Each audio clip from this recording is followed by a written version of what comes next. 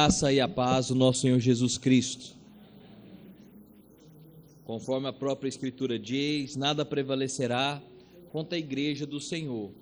Não é um som, não são letras perniciosas, não são as perturbações desse mundo que nos impedirão de prestar culto ao nosso Deus. E falando em culto, vamos abrir as nossas Bíblias, ainda em Deuteronômio, agora no capítulo 6, e essa então será a nossa porção dessa noite. Não foi à toa que lemos todo o capítulo 5, ele é a contextualização imediata daquela que é a porção então para o nosso refrigério dessa noite. Deuteronômio capítulo 6, texto conhecido como Shema.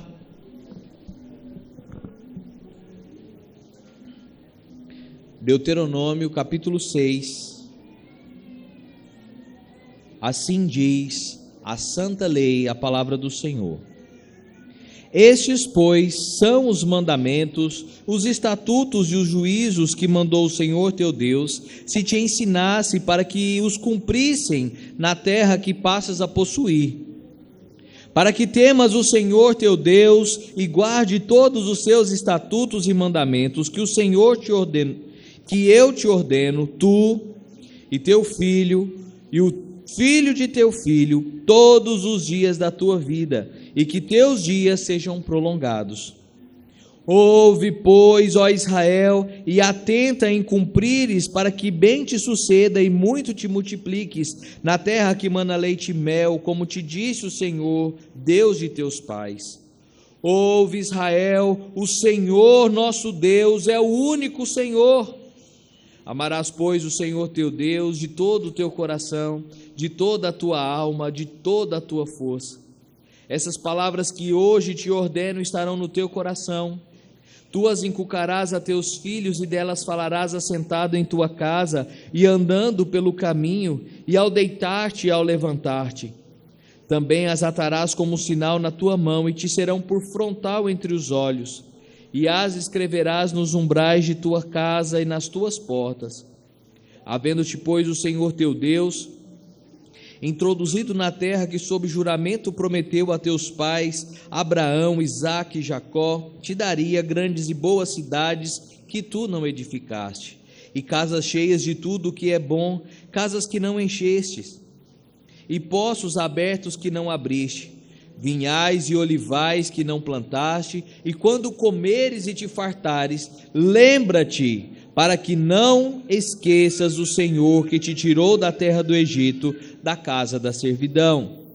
O Senhor teu Deus temerás, a Ele servirás, e pelo seu nome jurarás.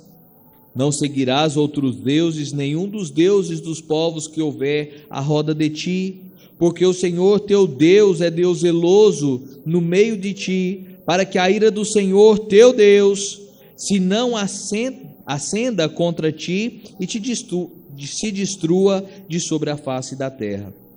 Não tentarás o Senhor teu Deus como tentaste em Massá. Diligentemente guardarás os mandamentos do Senhor teu Deus e os teus testemunhos e os teus estatutos que te ordenou. Farás o que é reto e bom aos olhos do Senhor, para que bem te suceda e entres e possuas a boa terra, a qual o Senhor, sob juramento, prometeu dar a teus pais, lançando todos os teus inimigos de diante de ti, como o Senhor tem dito. Quando teu filho no futuro perguntar, dizendo: que significam os testemunhos, estatutos e juízos que o Senhor nosso Deus vos ordenou? Então dirás a teu filho: éramos servos de Faraó no Egito, porém o Senhor Yahvé, de lá nos tirou com poderosa mão. Aos nossos olhos fez o Senhor sinais e maravilhas grandes e terríveis contra o Egito e contra Faraó e toda a sua casa. E dali nos tirou para nos levar e nos dar a terra que sob juramento prometeu a nossos pais. O Senhor nos ordenou cumpríssemos todos estes estatutos e temêssemos o Senhor nosso Deus para o nosso perpétuo bem, para nos guardar em vida, como tem feito até hoje. Será por nós justiça, quando tivermos cuidado de cumprir todos estes mandamentos perante o Senhor nosso Deus, como nos tem ordenado. Amém. que a palavra do Senhor ache guarida no nosso coração e sejamos capazes pelo Espírito Santo de aplicá-la e vivê-la para a honra e glória do Senhor. Amém.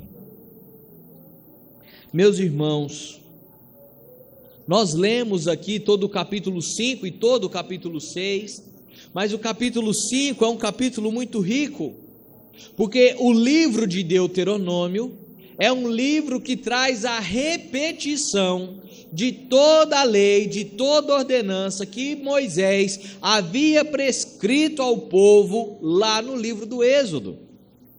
Essas palavras já haviam sido proferidas, essas orientações já haviam sido dadas, mas era necessário que elas fossem reforçadas, que elas fossem enfatizadas. Se você tiver a curiosidade em casa, depois, ao ver o finalzinho do livro de Números, são poucas páginas, se quiser abrir aí, Números termina no capítulo 13, no capítulo 36, no versículo 13, dizendo: são estes os mandamentos e os juízos que ordenou o Senhor, por intermédio de Moisés, aos filhos de Israel, nas campinas de Moabe, junto ao Jordão, na altura de Jericó. Esse versículo é importante porque nos dá aqui a orientação geográfica de onde o povo de Israel estava. O povo estava recebendo aqui o lembrete, o reavivar da lei, às portas da terra que o Senhor havia prometido. O tempo havia chegado, as bênçãos que o Senhor havia prometido estavam se concretizando, estavam agora de forma palpável aos olhos do povo. Imaginem só, meus irmãos, a ansiedade dos nossos filhos quando prometemos a eles uma festa de aniversário, ou quando você promete qualquer outra coisa a uma criança, a expectativa que ela fica. E quando aquele aniversário se aproxima e ela começa a ver então os preparativos para aquela grande festa, a ansiedade toma conta dos corações dos nossos filhos. Imaginem o povo que estava cativo no Egito, que passou por 40 anos num deserto e agora estava às vésperas, à luz de experimentar a terra que manava leite e mel, uma terra que tinha de tudo e que nada eles haviam feito para merecerem ou receberem aquilo, mas o Senhor de boa mão estava assim dando a eles.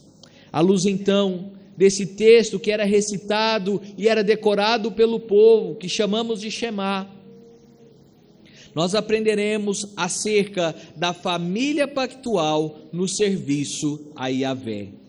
Nós, no mês da família, meus irmãos, inauguramos então essa comemoração da família, aplicando e aprendendo o dever familiar pactual de cultuar ao Senhor. Como a família pactualmente cultua e serve ao Senhor Yahvé.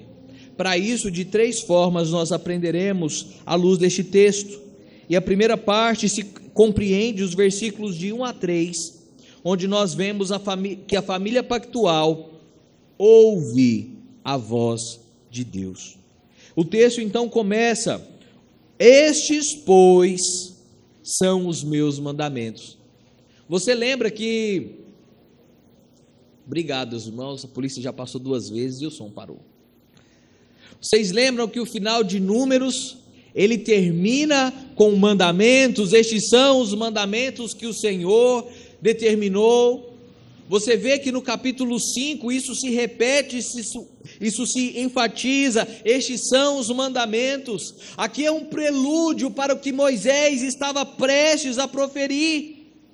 Isso que eu vou dizer é a voz do próprio Deus. E ele diz: estes, pois, são os mandamentos, os estatutos e os juízos que mandou Yahvé, teu Deus.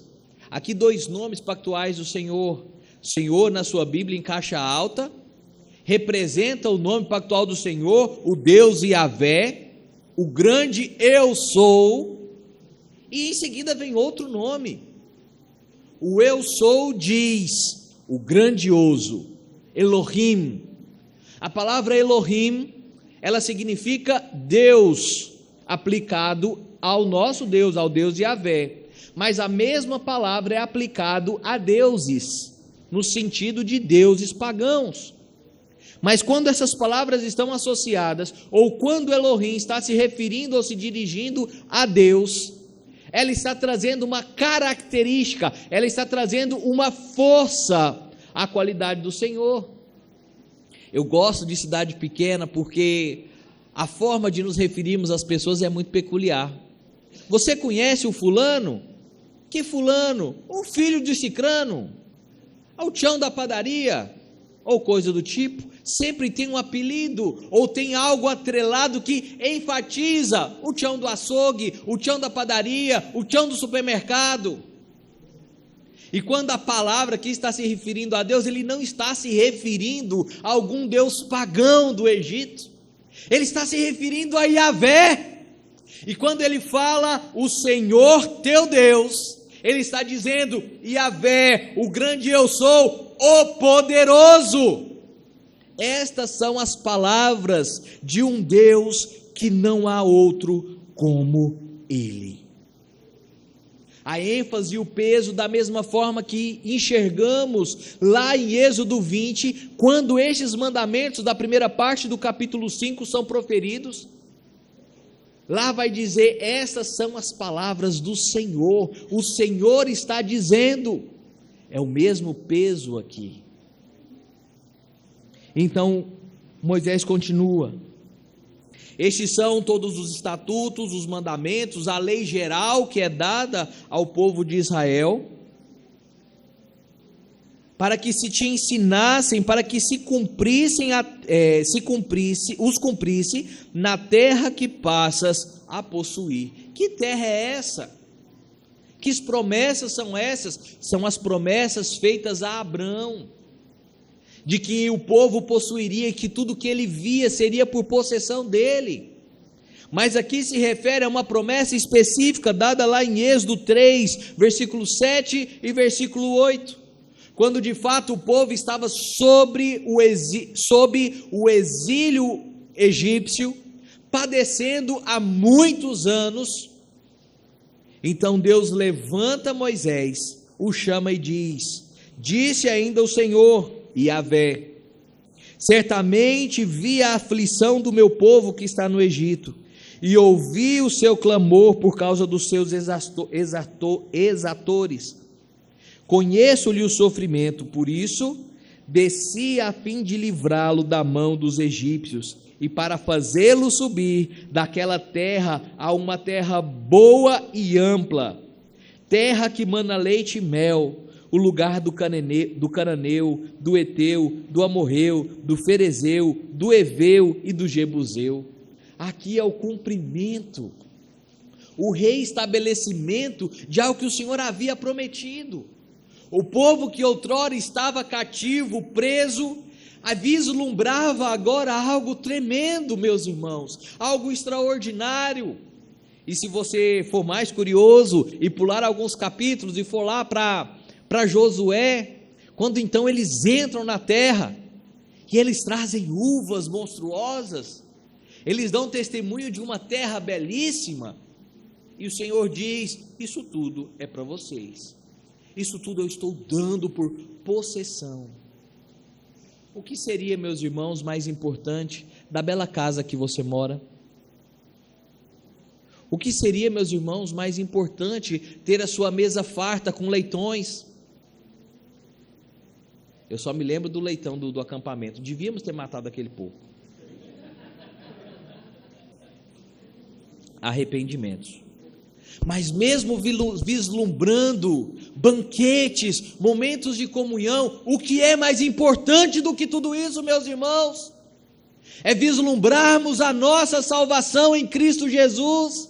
E aquilo que estava desenhado aos olhos do povo de Israel ali, acerca de possuir uma terra que manava leite e mel, de terem casas fartas, com as despensas fartas, cujas quais eles não encheram, de poços furados. Hoje nós contratamos empresas de perfuração, eles vêm com um caminhão, em 2 dias fazem um poço artesiano. Quantos dias não eram necessários, ou até meses, para se cavar um poço, para que se tivesse água potável?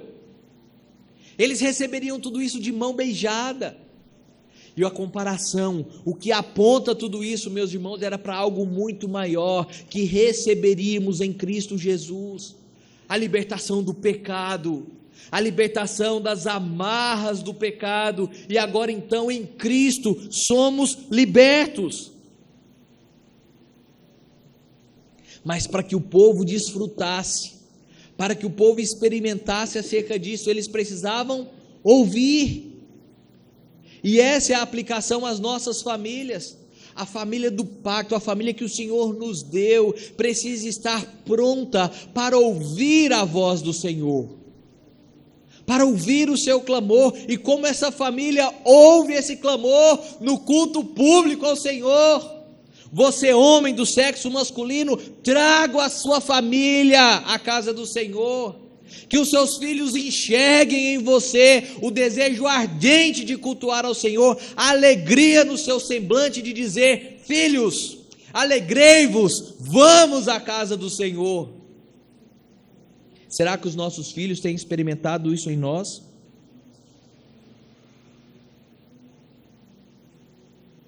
O versículo 2 então continua dizendo: guardem todos esses estatutos que eu te mando, juízos, tudo isso. Isso vocês precisam aprender para entrarem na terra que eu prometo. Para quê? Versículo 2: para que temas ao Senhor teu Deus e guarde todos os seus estatutos e mandamentos que eu te ordeno, tu, teu filho, o filho de teu filho, todos os dias da tua vida, e que os teus dias sejam prolongados. Ouve, pois, Israel, e atenta em os cumprires, para que bem te suceda e muito te multipliques na terra que mana leite e mel, como disse o Senhor, Deus de teus pais. Essa ênfase aqui no ouve, no verbo chamar, é um artifício literário para trazer uma ênfase muito forte. Essa ênfase literária, ela é usada por João, lá nas cartas, quando ele vai dizer: filhinhos, filhinhos, filhinhos.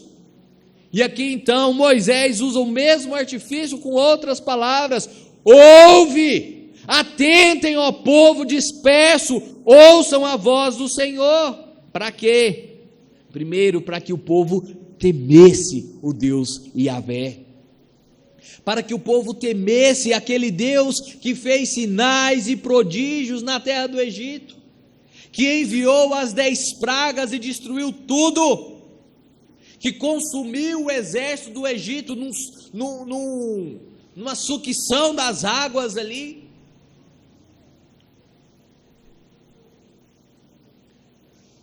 Não só com o objetivo de temer, mas também com o objetivo de guardar. Quem deve guardar? Quem deve ouvir essa voz e guardar? Você, pai, macho da sua casa, e você, mãe, que às vezes tem que fazer esse papel.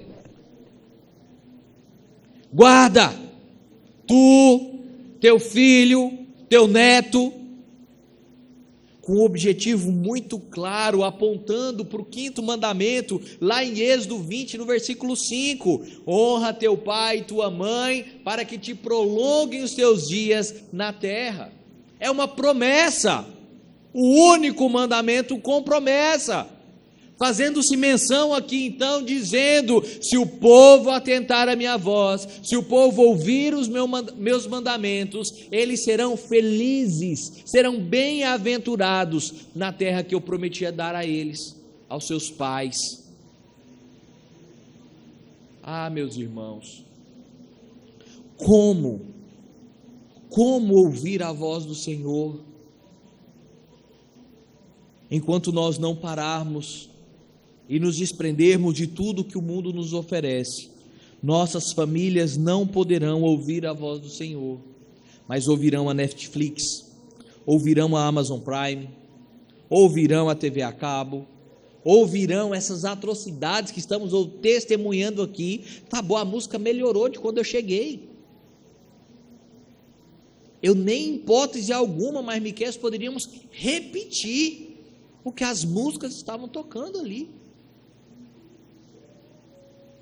As nossas famílias, os nossos filhos, nós precisamos ouvir a voz do Senhor, para que as nossas famílias possam então servir, estarem prontas ao serviço de Yahvé.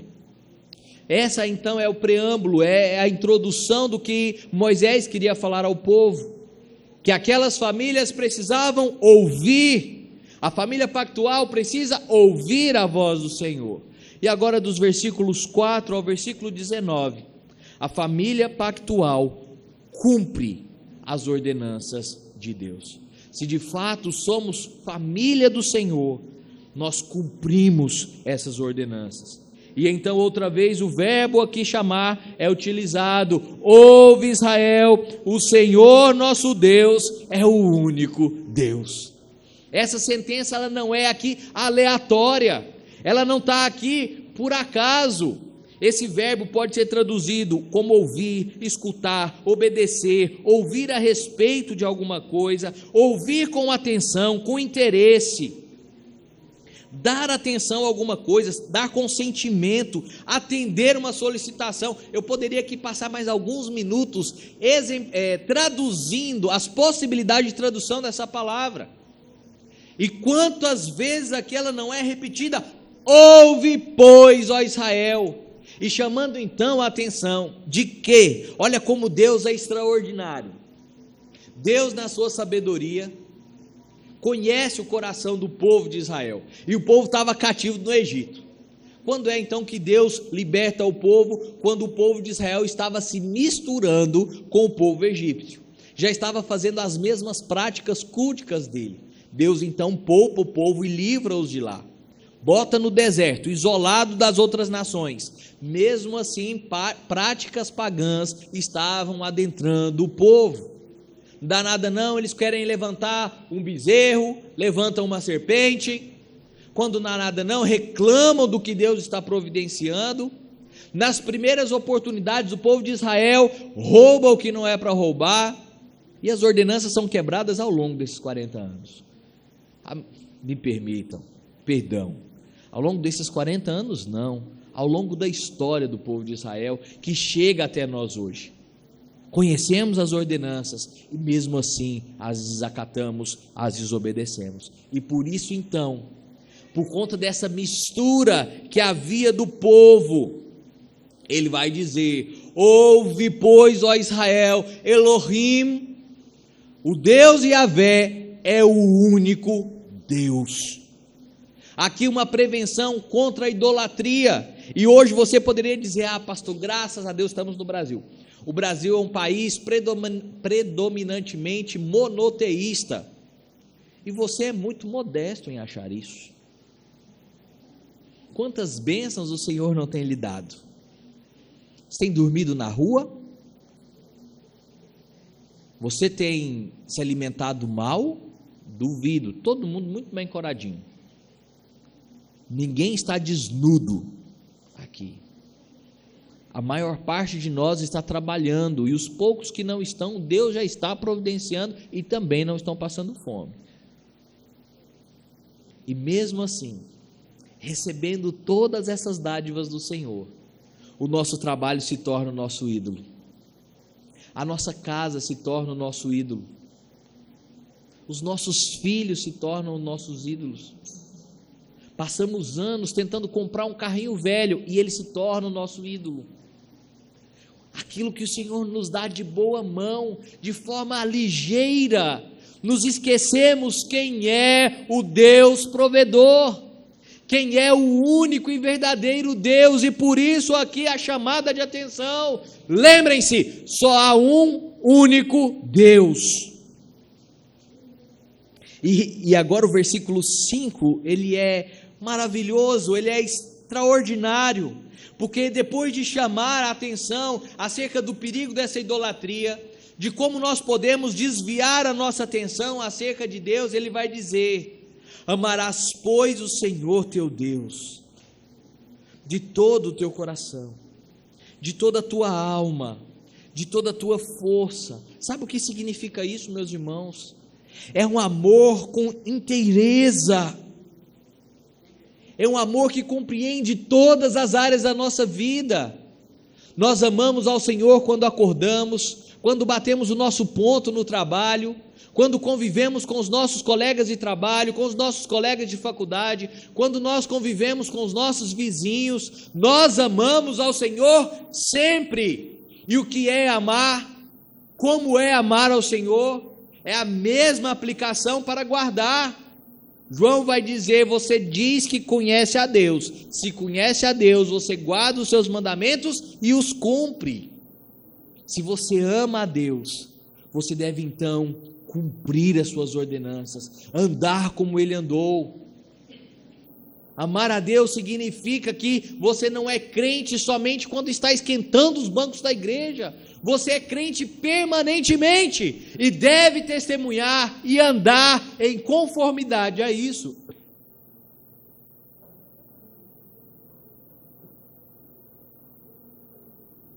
Ame de toda a tua força, de todo o teu coração.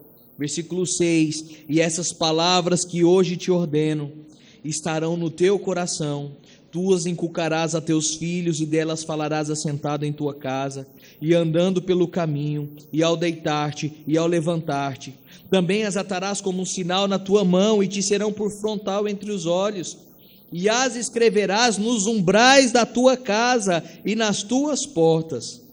Havendo-te, pois, o Senhor teu Deus introduzidos na terra que sob juramento prometeu dar a seus pais, Abraão, Isaque e Jacó, te daria grandes e boas cidades, que tu não as edificastes, e casas cheias de tudo o que é bom, casas que não enchestes, poços abertos que não abristes, vinhais que não plantastes. E quando comeres e te fartares, lembra-te, guarda-te, para não que te esqueças do Senhor que te tirou da terra do Egito, da casa de servidão. Meus irmãos, aqui é um testemunho claro de como nós devemos ensinar aos nossos filhos.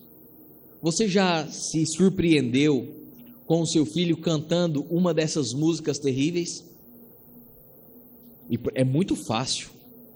Você não precisa ouvir 2 vezes para que isso fique impregnado no seu ouvido. Eu tenho uma lista de músicas que eu não quero nem lembrar aqui, porque eu não vou conseguir esquecer pelo menos por uma semana.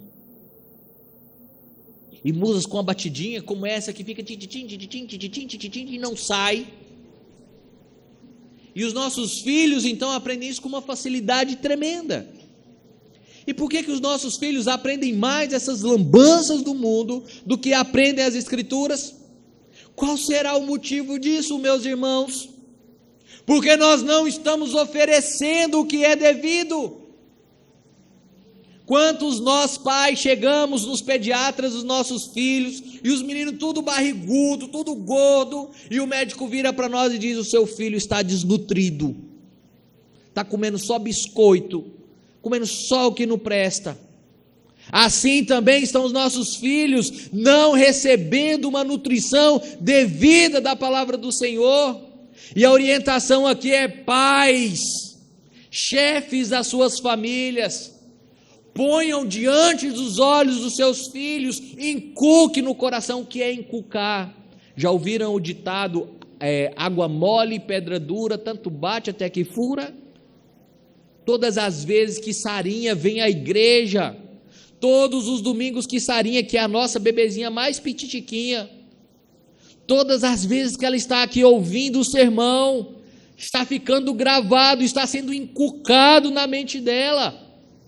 Uma hora isso vai fazer sentido, uma hora ela vai se lembrar de tudo que foi ensinado a ela. Essa orientação a nossos pais, de darmos aos nossos filhos aquilo que é devido, a orientação aqui é familiar. Pais, acordem, para que vocês experimentem uma família feliz. Então, quando o povo de Israel fosse ser introduzido nessa terra maravilhosa, os seus filhos já deveriam estar preparados. Por quê, meus irmãos? Por que que essas afirmações vêm antes do povo entrar na terra prometida? Porque os nossos filhos não estarão em bolhas no mundo. Porque os nossos filhos, eles estarão andando com os perdidos e precisam estar fortalecidos para não se renderem às garras de Satanás, para que eles não sejam corrompidos, meus irmãos. O nosso papel é ensinar. Eu sei que o nosso coração arde. Quando eu digo nosso, o meu também como pastor. Quantos dos nossos filhos não estão aqui? E o nosso coração partido por conta disso. E é por isso que oramos, é por isso que intercedemos, porque o que nós poderíamos fazer, nós já fizemos, que foi instruí-los no caminho do Senhor. E confiamos na boa mão do Senhor, nessa mão forte e estendida, que no devido tempo eles voltarão e se renderão ao verdadeiro Evangelho. O texto então continua, no versículo 13: o Senhor teu Deus temerás, a Ele servirás e pelo seu nome jurarás. Não seguirás outros deuses, nenhum dos deuses dos povos que houver à roda de ti, porque o Senhor teu Deus é Deus zeloso no meio de ti, para que a ira do Senhor teu Deus não se acenda contra ti e te destrua sobre a face da terra. Não tentarás o Senhor teu Deus como tentaste em Massá. Diligentemente guardará os mandamentos do Senhor teu Deus e os seus testemunhos e os seus estatutos que te ordenou. Fará o que é reto e bom aos olhos do Senhor, para que bem te suceda e entres e possuas a boa terra que o Senhor, sob juramento, prometeu dar aos seus pais, lançando todos os teus inimigos de diante de ti, como o Senhor tem dito. O Senhor daria todas aquelas nações. Curiosidade, leia o Antigo Testamento, desmistifique a ideia de um Deus abobalhado, de um Deus permissivo, tire isso dos seus olhos.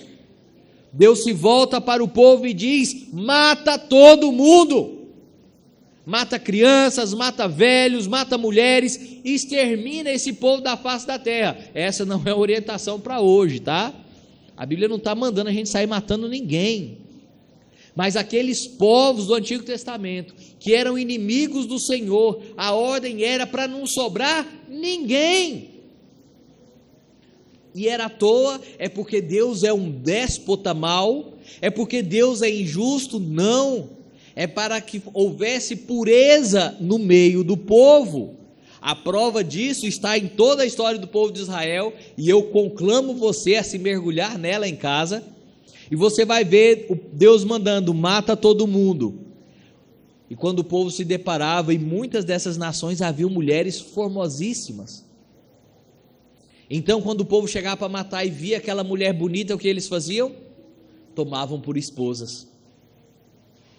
Quando eles chegavam e viam riquezas que o Senhor havia destruído, eles ficavam com pena daquele ouro, guardavam o ouro. E o que isso promoveu? Impureza no corpo de Cristo. Eles começaram a ceder aos deuses das esposas pagãs, assim como Salomão cedeu às suas esposas, incorreu no mesmo erro. Logo, o homem mais sábio da terra. Assim é a ordenança do Senhor. E por isso, a ordem para que a família pactual não só ouça a voz do Senhor, mas que a família pactual também cumpra esses mandamentos, para que não haja impureza, para que não haja esquecimento de quem é o grande eu sou, para que os nossos filhos não se desviem nem para a direita e nem para a esquerda. Sendo assim, depois dessa família pactual ouvir acerca da voz do Senhor, depois dessa família pactual cumprir esses mandamentos, resta a nós pais o quê? Testemunhar. E por isso, dos versículos 20 a 25, a família pactual testemunha acerca de Yahvé. Como é simples, meus irmãos, virar para os nossos filhos e dizer: vá para a igreja. Sendo quando os nossos filhos esperam de nós que peguemos nas suas mãos e venhamos a dizer: vamos à casa do Senhor. Hoje é o dia que o Senhor fez.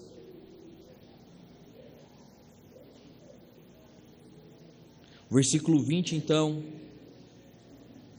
quando teu filho, depois de toda essa história, de toda essa contextualização que o texto nos trouxe, que o capítulo 5 trouxe, que Êxodo todo nos dá, quando teu filho no futuro te perguntar dizendo: que significam estes testemunhos, estatutos e juízos que o Senhor nosso Deus nos ordenou? Entendam aqui que as várias palavras para dizer quase a mesma coisa, estatutos, juízos, testemunhos, aqui é uma representação da lei geral que Deus está dando ao homem.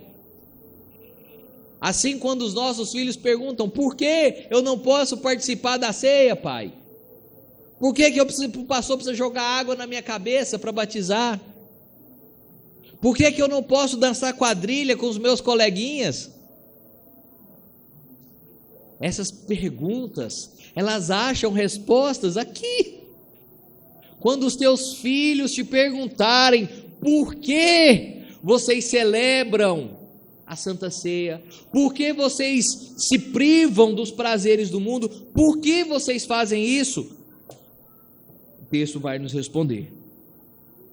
Então, versículo 21, então dirás a teu filho: éramos servos de Faraó no Egito, porém o Senhor de lá nos tirou com poderosa mão.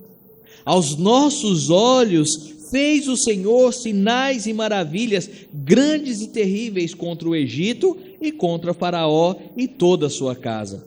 E dali nos tirou para nos levar e nos dar a terra que sob juramento prometeu a dar aos nossos pais. Essa é a resposta que os nossos filhos precisam. Essa é a resposta que nós daremos hoje, meu filho. Nós agimos assim porque Cristo, tendo nos amado de tal maneira, se entregou na cruz do Calvário para que os nossos pecados pudessem ser expurgados. E nos lavando naquela maldita cruz, nós conquistamos a Jerusalém celestial. Nós conquistamos a morada eterna ao lado do Senhor, e agora nós somos livres, nós somos salvos, e por isso que agimos como agimos, é por isso que não nos embriagamos na rua, é por isso que nós não mentimos, é por isso que nós não adulteramos, porque fomos salvos com poderosa e terrível mão do Senhor. Essa é a resposta pactual por tudo aquilo que o Senhor fez por nós. Quando o povo aqui estava testemunhando, era para lembrar das 10 pragas do Egito, dos feitos extraordinários que o Senhor realizou no deserto. O próprio texto relembra Massá, dizendo: não tentais ao Senhor como o povo fez em Massá. O que era lá, o que foi esse feito? Foi exatamente quando o povo, de forma teimosa, se queixou da água. Ora reclamavam que não tinha água, quando tinha água, a água era amarga, Deus providenciava a água, e eles tentando o Senhor quanto à providência. Assim não deve ser o nosso comportamento, e devemos lembrar dos erros que o povo de Israel, que o povo cometeu, que nós temos cometido, e ensinar os nossos filhos. Devemos ter uma humildade sobrenatural vinda do Senhor, e enquanto nós errarmos quando pais, pedirmos perdão aos nossos filhos: filho, eu errei, papai não procedeu bem nisso aqui. Então ele encerra o capítulo dizendo,